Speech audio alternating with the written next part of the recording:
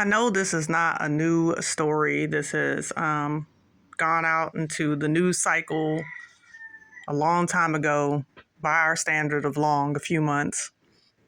But I wanted to talk about this issue because, regardless if it's gone through the news cycle, it's still a continual issue in the lives of many, many Black parents and children. I was talking about Boosie the other day with his baby mama and his daughter, and it got me thinking about the situation that we see with our children today. A lot of our children secretly hate us. I mean, like they love us, but they hate us, right? And especially the men, a lot of you have a very hard time when it comes to developing relationships with your children and you don't understand why. We all have people in our family who have lost relationships with their children, whether it's because of the baby mama, whether it's because they didn't want anything to do with the child. But there's a lot of children that hate their mothers too. It's not just on the guys, it's on the mothers too. And I wanted to give my perspective on why I see that as a problem, why I see that it's an increasing problem. Many of our children are plagued by a curse. It's the curse of the spirit of the bastard. The bastard son, the bastard daughter. The child that does not have their conception through two people who were committed in a covenantal relationship, marriage, before the Most High Yahuwah, before man. There's no covenant. There's nothing binding in the spirit. Their parents had sex. They were conceived. And then they came into the earth. They have the spirit of the bastard on them. And I know, that word is a bad and it's a dirty word in society. We get these words in society where it's like, oh, you can't say that anymore. You can't say that because, person's feelings and all of that stuff. And because, we live in such a politically correct society, nobody wants to just tell it like it is anymore. Nobody just wants to just be honest about what's going on in the world. But our children are plagued with the curse of the bastard. That rejection, that spirit of rejection that has been upon them into their DNA, built inside of them from their parents who did not covenant in a marital union with love. They were not conceived in love. They were conceived in lust.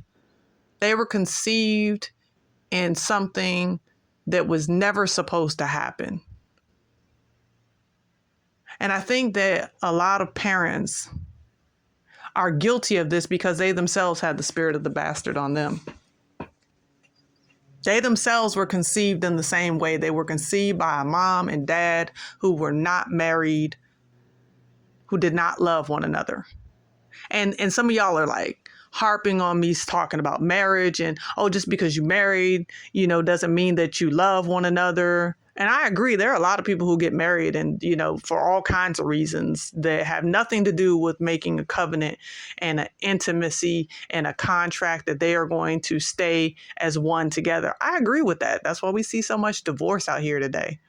They weren't married to their creator, their maker, the husbandman. They weren't married to him first. And so they go out about and they get involved in relationships. And next thing you know, the course of life takes shape and they have this child, and this child does not have the spirit of love and loyalty on them. They have the spirit of rejection on them. And so what do we do, right? What do we do with a child like that? Well, the beautiful thing is that just because your child may not have been conceived in a holy and covenantal state doesn't mean that child will have to retain that curse of bastardom on them for the rest of their life. You can break that curse. You break it first by repenting for your lack of accountability, your lack of discretion, the spirit of whoredom that was upon you that allowed that child to be conceived in whoredom. You repent of it. You cover that child in prayer. You see, the Most High says that he's married to the backslider because we all have backslidden. We've all messed up. But what's happened is that so many people just don't even understand how anything spiritually works today. So they have children that are walking around with the spirit of rejection and children that internally don't even understand why it is that they feel the way that they do. And they feel the way that they do because they were bred in the spirit of rejection.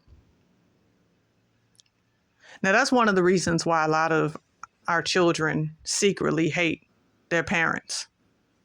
Another reason is because our children are like being sacrificed on a day by day basis. They get up every day and they're going out and being sacrificed little by little to this system, the system that we call public education. They're going out there to the wolves, what is supposed to be sent by people that are supposed to be protecting them and looking out for them. They're going out and being sent out to be devoured. Young people cling to their parents as their protectors. They look at their parents as these are the only people in the world that I know that are there to take care of me and look after me and keep me from danger. But then the parents are going out and sending their children into environments that are unsafe and toxic all the time. And I know that so many of you are sitting there and saying like, okay, I don't know what you expect me to do because I gotta go to work. I know these schools are the way these schools are. They're pushing all kinds of agendas on my children. And I can't stand it. And I don't want my children to be in this environment. But you have to understand that if the child is sitting in that environment 7 to 8 hours out of the day, 5 days out of the week, 35 to 40 hours, this child is going through, they are receiving these messages of self-hatred. And they're receiving these messages of hatred towards their family, all with your permission. Because the school system is set up that way. The school system is set up for failure for our children. It's set up for our children to despise themselves, to despise one another, to despise their families.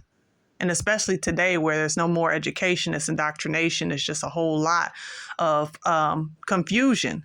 So these children whose minds are formidable, right? They are like clay and they're being molded. They're going out and their minds are being molded to hate you and to love everything that the society pushes as truth. And, you know, I know this is a hard topic to discuss, but I think it's a necessary one because too many people, you know, just don't address this stuff. And so, like, what do we do? What do we do with our children? Because we know that this is the environment that they're in. Well, seek alternative education. Seek alternative education, seriously. Because the problem is that so many of our youth are being destroyed in these institutions. And so we have a responsibility to do something about it. But do you really want to? You know, a lot of us as parents, we're tired. We're tired from going out and working all day, coming home, then dealing with young people. It's exhausting. So we kind of just like ignore it and just look past it and just hope for the best. You have to ask yourself if you really want to see your children whole, or do you want to see your children repeating the same situations that you repeated? Because so many of our children are literally just going in the same directions that we went in, except worse, because it gets worse from one generation to the next, not better, if you're not proactive and intentional about changing it. So you have to examine these things, examine these spiritual roots that have caused your children to secretly hate you, and examine the practical roots of sending them out day by day into a satanic system that wants to destroy their minds and cause them to hate you even more. When you start to examine these things and realize that your children are a gift from the Most High, that they are an investment, when you start to really look at it from that perspective, He'll give you the wisdom that you need to make the different decisions that you need to make in order for your children to be healed and to learn love.